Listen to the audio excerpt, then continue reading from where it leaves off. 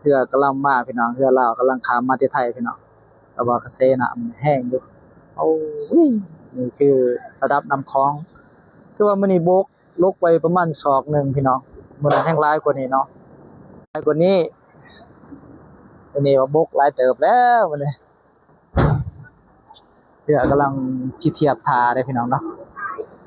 สิ่งดีเรือลาวเฮานี่แหละเรือจอดท่ากำลังเทียบท่าแล้วพี่น้องเพื่อฟังเล่าวเนาะพี่น้องเนาะที่เพิ่นมาเทียบท่าเรียบร้อยโอ้คือเพื่อโอ้โอ้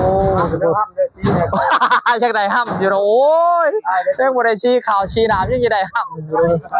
ตายเก็บจักบ่ได้ไปแล้วบ่ได้ชี้โอ้นี่4-5,000พุ่นละว่าโอ้เจ้าของเหือเด้อบัดนี้เด้อโอ้นี่แต่เจ้าของเหือจริง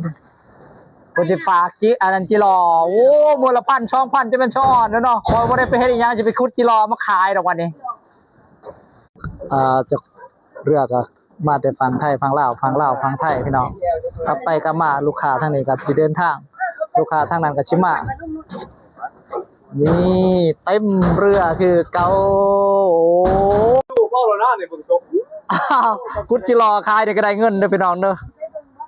อย่าว่าได้มื้อละ1,000 2,000โอ้ก็สะอ้อนเลยเด้เห็นบ่พี่น้องเพิ่นเอาจิรอไปขายแล้วเพิ่นขึ้นเรือเรียบ